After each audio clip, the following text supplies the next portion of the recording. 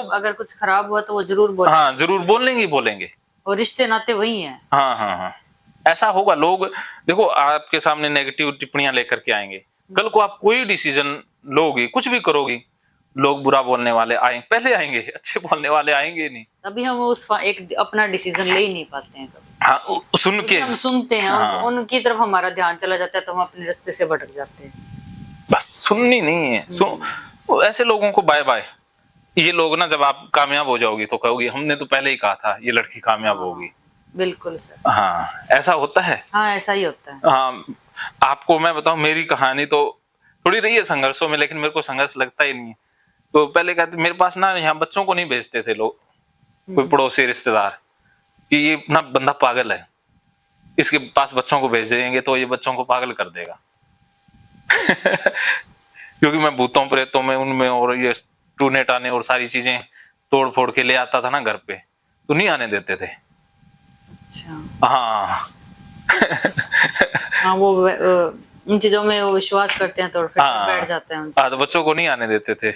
मेरे को कोई दिक्कत नहीं है, ना आने दो, बढ़िया अपना। तो अब बच्चों को भेजते हैं कि कुछ हमारे बच्चों को सिखाओ।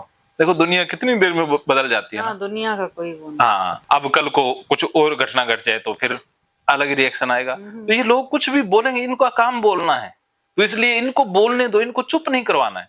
जैसे हाथी सड़क पर चलेगा तो कुत्ते भौंकेंगे ही।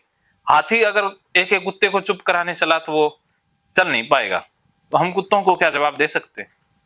कुत्ते का तो स्वभाव है भौंकना, भाई उसका स्वभाव में भौंकने दो। कुछ लोगों का स्वभाव होता है कहना, खुद कुछ नहीं करेंगे लेकिन दूसरों को जरूर टोकेंगे, और खास करके टोकते वही हैं जो खुद नहीं कर पाए। जो खुद कामयाब नहीं हो पाए वो कहेंगे दूसरे भी कामयाब ना हो, और आपको कहेंगे कि आप भी नहीं हो सकती जी। ऐसा होगा। तो आप तैयार रहो। ऐसा नहीं है कि आपको लोग नहीं बोलेंगे, बोलने वाले आएंगे, उस समय विचलित नहीं होना है। पहले से तैयार रहना कि लोग ऐसे आएंगे। कोई भी डिसीजन लोगे, चाहे आप शादी रखने का डिसीजन ले लो तो भी लोग बोलेंगे, तोड़ने का डिसीजन ले लो तब भी लोग बोलेंगे, कोई डिसीजन ना लो तब भी बोलेंगे, कहेंगे कैसी मूर्ख लड़की है। शादी नहीं करी, कर लो तो वैसे ना कर लो। अब मान लो आप कोई डिसीजन नहीं ले रही, तब भी लोग कहेंगे कि कुछ सोच ही नहीं रही अपने अच्छे बारे में, छोड़ देती तो और होता। अब छोड़ दो, अच्छा कुछ था, बहुत कुछ था, ऐसे ही धक्के से छोड़ के आ गए। हाँ हाँ, है ना, किसी भी तरफ आप कदम बढ़ा लो, आपको जीने तो फिर भी नहीं। हाँ, देने नहीं देंगे। पहले से तैयार रहो कि लोगों ने बोलना है। अब फैसला आपा ने लेना अपने सही अंतर्मन से कि मेरे लिए सही क्या है। आपने अपने लिए डिसीजन लेने, दूसरों के लिए नहीं लेने, जैसे आपके परिवार वाले लेते हैं। नहीं, अपनी लाइफ का डिसीजन हमसे बेटर कोई नहीं ले सकता। बस बस, हमें ही पता है यहाँ क्या हो रहा है क्या नहीं हो रहा है। दूसरे बस उनको जो दिखेगा बस उतने, बोले हमारे अंदर क्या है वो बस बस बस बस, ये याद रखना है। तो काउंसलर आपको डिसीजन लेना सिखाता है, ना कि आपके डिसीजन लेता है। ऐसा ही है ना कि हम प्रॉब्लम सोल्व नहीं कर सकते आपकी, लेकिन आपको प्रॉब्लम सोल्व करने की ताकत जरूर जगा देते हैं आपके अंदर ही। यहाँ आयो, आपकी प्रॉब्लम मैं सोल्व तो नहीं कर सकता ना। नहीं, वो तरीका आप मेरे को समझा। हाँ, वो तरीका मैं बता, अपने जीवन में अप्लाई करके मैं उन चीजों से निकल सकते हैं। हाँ, भगवान कृष्ण अर्जुन के साथ थे, लेकिन युद्ध तो अर्जुन को ही लड़ना पड़ा ना। हाँ, तो हम सब साथ हैं, लेकिन अपने जीवन का युद्ध तो आपको खुद अकेले ही, हाँ, खुद को ही लड़ना पड़ेगा, लड़ना होगा। तो उसके लिए तैयार हम कर सकते हैं कि आप लड़ो। कृष्ण तैयारी तो कर रहे हैं, लड़ नहीं रहे हैं, वरना वो कहते तू छोड़, तेरे से नहीं होता। मैं वो खुद भी लड़ लेते, इतना माथा फोड़ी उनके साथ तो इससे अच्छा है तो वो युद्ध लड़ना अच्छा था ना, तो युद्ध खत्म भी हो लेता। हाँ, और इससे अच्छा था वो अर्जुन से पंगा लेना, इतना भारी पड़ गया कृष्ण को। भारी तो क्या पड़ गया, अच्छा ही हुआ, लेकिन इससे तो युद्ध लड़ना बहुत आसान था ना। तो इसीलिए आप ये सोचो कि आपको ही सब कुछ करना है, तो आपने ताकतवर हो जाना है फिर,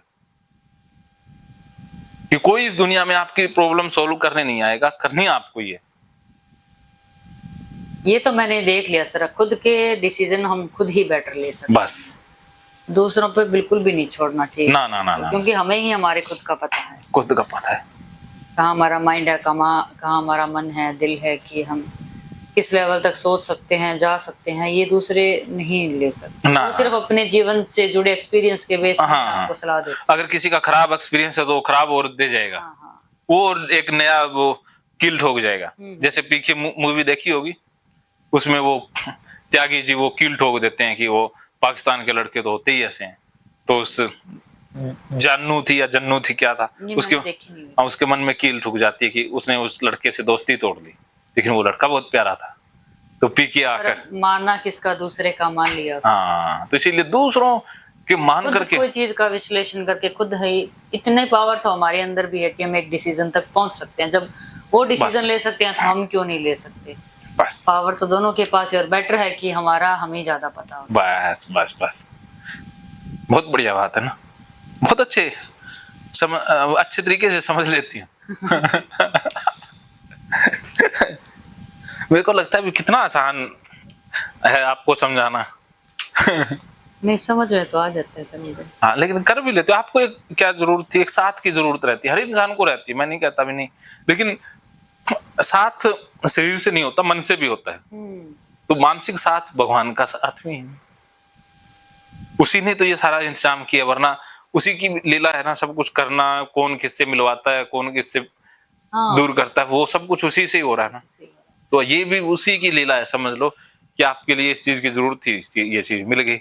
ये रास्ता दिखाते हैं ना हर, ये रास्ता भगवान ने ही दिखाया है। भगवान चाहते हैं कि आप अपना युद्ध पर हम ये सोच लेते हैं कि नहीं यही सही है, यही है, पर हमें ये नहीं पता था इससे भी बेटर अपने लिए भगवान ने सोच रखा है। हम क्यों इस चीज के अंदर फंस के बैठ गए हैं?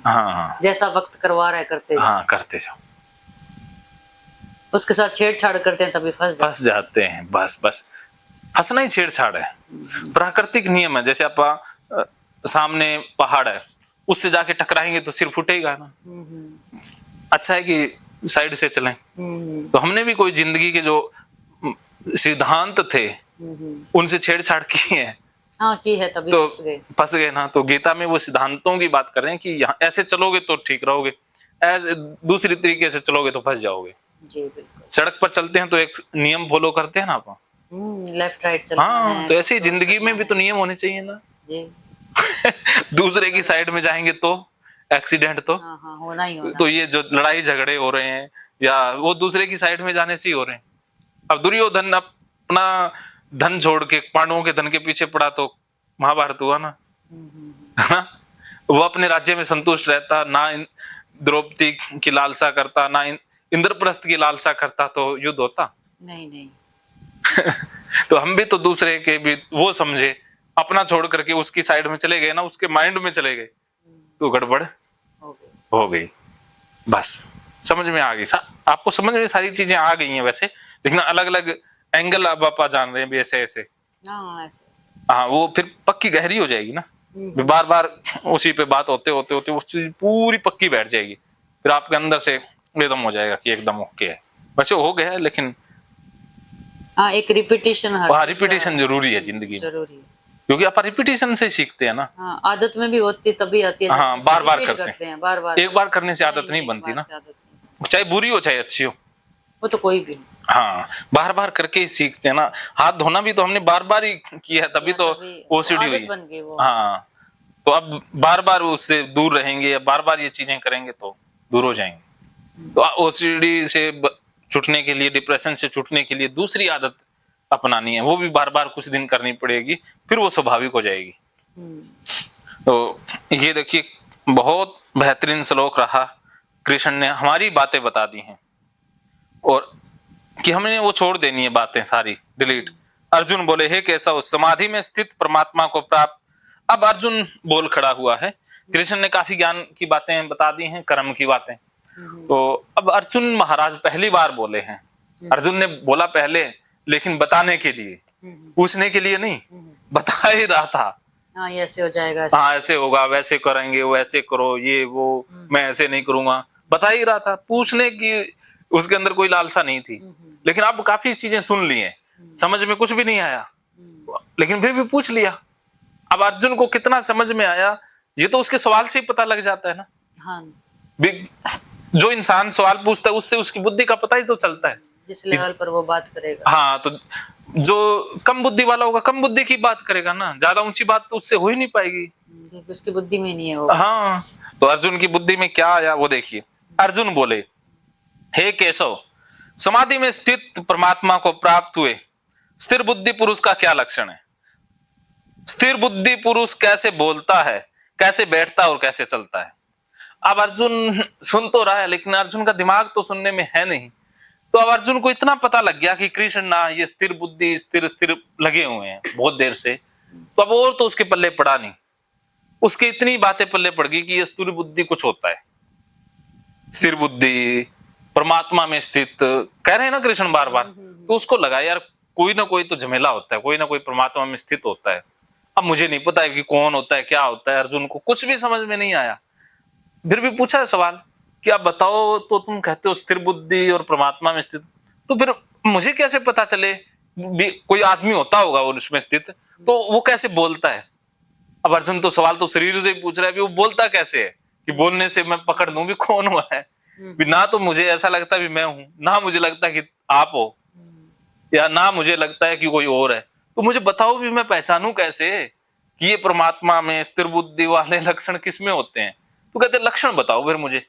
अब अर्जुन ने सवाल ही अलग ही पूछा है ना, बहुत निम्न श्रेणी का सवाल पूछा है कि शरीर से कैसे स्थिर बुद्धि पुरुष का क्या लक्षण है, स्थिर बुद्धि पुरुष कैसे बोलता है, कि बोलता कैसे है, कि बोलना भी शायद उसका अलग ही होता होगा ना।